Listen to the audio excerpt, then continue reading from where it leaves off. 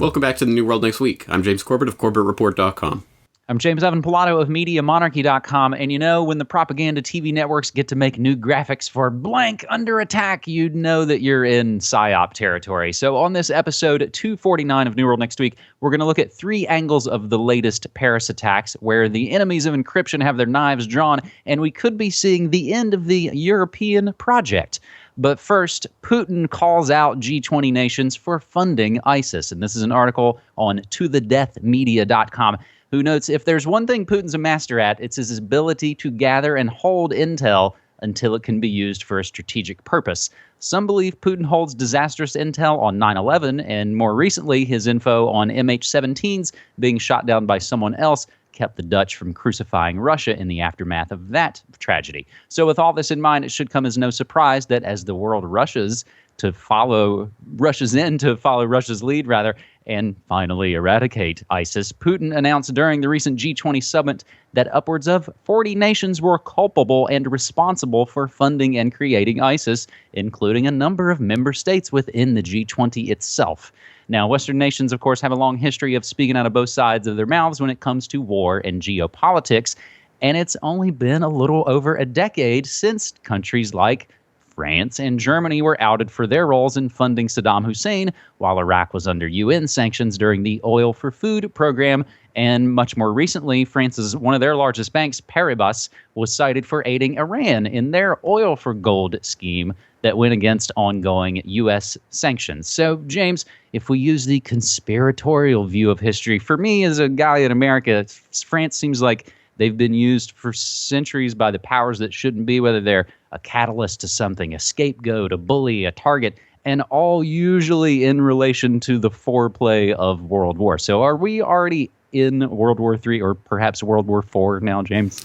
I would certainly hope that's not the case, but there are certainly things lining up that look like we are in some sort of tension that could escalate into that sort of scenario. So I think when we have Putin coming out and trying to call out other nations on this, that's obviously playing into the larger narrative of the sort of Russia, China, Iran resistance bloc versus the West, and it's interesting to see that being used here. Although it's interesting if Russia's calling out, if Putin is calling out the other nations for their financing of ISIS, which is absolutely on point, and I think the point that should be being made right now. But it, of course, is something that can blow up in Putin's face because, for example, as Isabel Edmonds has alluded to, he has hundreds of millions of dollars stashed offshore. So does he really want to start bringing up this and exposing himself to that kind of scrutiny and what Russia's doing as well? But this is the card that has to be played. So certainly France is being used here as to forward the narrative, to forward a narrative that obviously the first immediate effect is going to be to increase the war in Syria. We'll have to see where it takes us from there. But I can't imagine that that's going to be the end of this story. And some of the latest I see is, of course, the news is essentially wall to wall. And the latest I've seen on this, the reaction phase, which, as you noted, came pretty swiftly. The retaliation, the latest I see, James, from a few hours ago, 33 ISIS members killed in airstrikes, and there's multiple news sources citing that 33 number. And you've got a lot of great info coming together on your open source investigation post on CorbettReport.com, as you have people, as myself, I find valuable to hear from people who live in that area and can speak with knowledge about just kind of the feelings and the situations there. So in addition to all of that, there's also great hard evidence as well, putting this story together, who did what, where, and when. So I would implore people, as always, to check out all the links we include in the show notes to these episodes. So if that's the international angle, James, our second Paris attacks angle is what kind of happens at home in the immediate aftermath of something like this. And it's basically martial law, but of course now with the 21st century technological kind of overlay. After Paris attacks, encrypted communication is back in the spotlight. And we'll just take this briefly from NPR. We know little about the means used by those involved in the deadly attacks in Paris, but intelligence and security officials have already launched a new wave of chatter about encryption. First, the New York Times reported that anonymous European officials were saying they believed the Paris attackers had used some kind of encrypted communication, but offered no evidence. NBC News, citing unnamed officials, is suggesting the ISIS Geek Squad is teaching terrorists how to use encryption in communication platforms like Silent Circle, Telegram, and WhatsApp, of course owned by Facebook. There was even a Forbes story that suggested the terrorists talked over the PlayStation 4. That has now been invalidated. One thing is clear, the investigation into the attacks is ongoing, and no specific evidence of encrypted or other communications has been confirmed. So that's even NPR saying, hey, we're scared of the boogeyman and everything, but gosh, there's a lot of holes in this story. So meanwhile, Ars Technica is reporting that aforementioned New York Times report, they yanked it. New York Times polls report of French officials claims Paris attackers used encrypted apps. And actually, Reason has an article getting into the enemies of encryption, sort of with their knives drawn. So, James, I have one slight other kind of domestic angle for this, but what about the encryption angle? It's another story that isn't worth the paper it isn't written on. So unnamed sources come out and say, oh, well, trust us, they use some sort of encryption, so now we have to crack down on everything. Absolute garbage. Total baloney. But it shouldn't be surprising. I mean, this isn't really about the deep state being able to use its encryption. It already is. Encryption cracking techniques and what have you in the back doors. It's about winning the propaganda war, about winning back the hearts and minds of the people so that they willingly embrace this idea. Well, if we don't have constant government surveillance of everything, the terrorists are going to win. So I think that's really where we can situate this, and it shouldn't be surprising. They will use this angle in the wake of every terrorist attack to try to, or any kind of attack of any sort. They'll use this angle to try to get people back on board with the surveillance agenda, to whip up that frenzy and hysteria that we all felt after 9/11. Ooh, we need Big Brother to save us, and that's exactly what they're playing on right now. And it's good to see. I mean, if even NPR is calling out the emperor for not wearing clothes, I mean that goes to show something. And I think we've talked about for many, many years now that in the wake of these events, the fear, and of course the dialectic of it all is, oh, we get to use your scared reaction to build up the controls.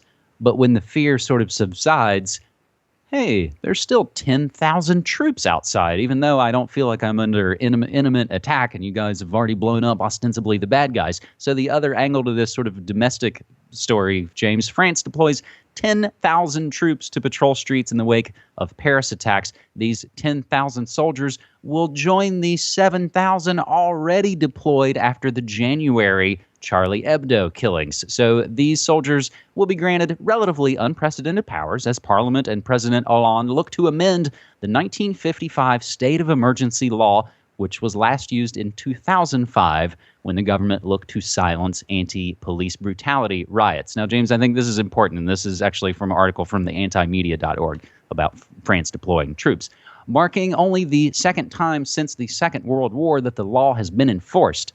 The modifications will grant the French government the right to put entire neighborhoods on lockdown, including strictly enforced curfews, house raids without judicial oversight, weapon seizures, search and arrest of suspicious individuals, and broad powers of censorship. The law will also allow for the closure of theaters and meeting halls, as well as stronger control over France's borders. Now, James, again, essentially, whether you're talking about the Boston Marathon aftermath or Paris, it's martial law immediately afterwards.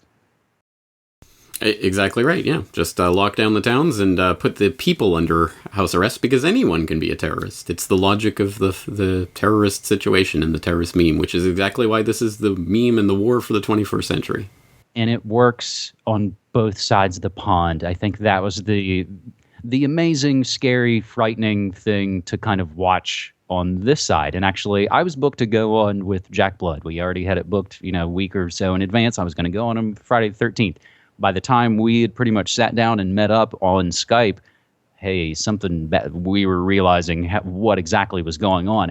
And it doesn't take long. Again, if you watch media, if you analyze and become media literate, it doesn't take long for you to see kind of the signs and symbols and go, oh, this is going to be big. They're going to crank this up big time. And that is when you see the graphics change and those sorts of things. So really, mission accomplished, James. After Paris, poll says Americans want U.S. to attack ISIS more. we've even been whipped into that frenzy because everybody watches, everybody gets emotionally invested, and they're at that kind of heightened emotional state, James, like we've kind of talked about before, when you're ripe for suggestion. And usually these suggestions are, just as we've laid out, pretty much more war and more police state.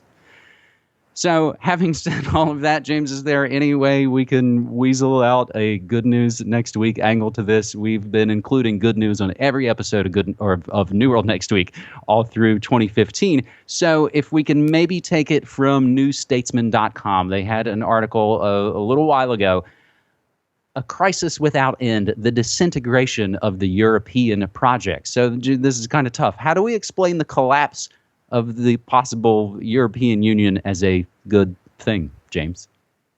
If we can. Well, okay, I think there's the short term and the long term with this. With the short term, it's tempting to say anything that's a roadblock to the globalist project, the EU fascists who want to dictate to all of the people of Europe from their Brussels redoubt, is a good thing, because this is a roadblock to that European project, which we know has been the project that has been the apple in the eye of the Bilderbergers since 1955, documentably. And, of course, the globalists of all stripes have been working towards it for decades. Here's a big setback, and now the Schengen area is collapsing. Everything's coming back down to national level. Yay, we're decentralizing.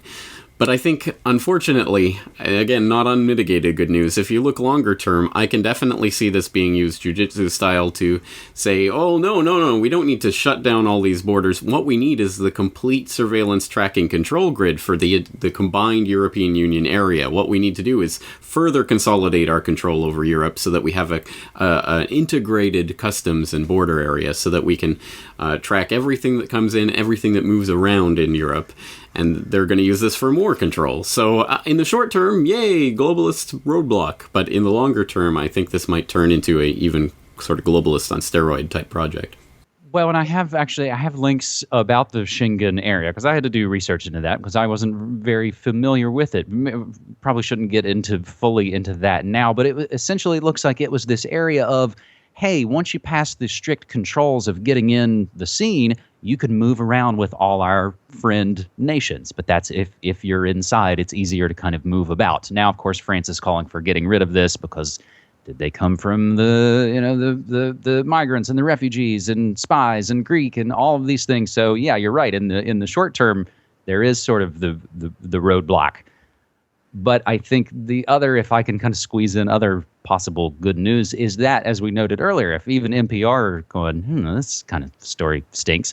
I've got a couple of things. One, why whistleblowers can't be blamed for the Paris attacks. Of course, that's always the first thing to say is, oh, well, all these traitors, they've let this happen because the terrorists now can escape the dragnet, even though we know the terrorists knew about the dragnet years ago and weren't even doing it pre 9/11 for whatever any of that is worth. So I think that it now gets people asking, at least limited hangout perhaps style, just as we're kind of saying, not unmitigated good, asking questions about this. So even when you see places like Boing Boing saying U.S. mass surveillance has never prevented a large terror attack ever. So the phone records and all those things that they sell us as protecting us is pretty much a load of garbage. So James, is there any other way you could put a happy face on this at all? I don't think I'm going to try at this point. I think that's the best we can do.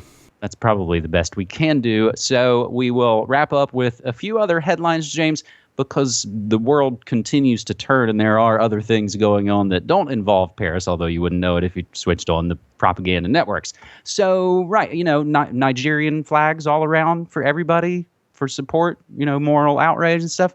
No, because no one in the Western world cares. They're not our color people, and we don't care if Boko Haram killed thousands and thousands of more people than ISIS ever really has, and Boko Haram ranked ahead of ISIS for deadliest terror group, and we've discussed AFRICOM, and that is a whole other episode and a whole other area, but a little bit of perspective, if you will. Meanwhile, a couple of other stories we're looking at. German triple agent admits spying for the CIA. The Red Cross accuses U.S.-backed Saudis of deliberately attacking healthcare facilities in Yemen.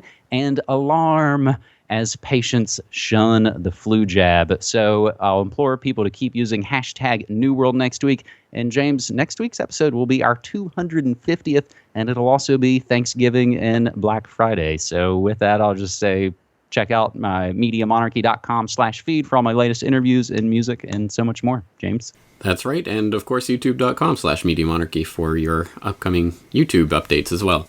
Yep. All right. Excellent. We'll leave it there. Thank you for the updates. Thanks, buddy. Take care.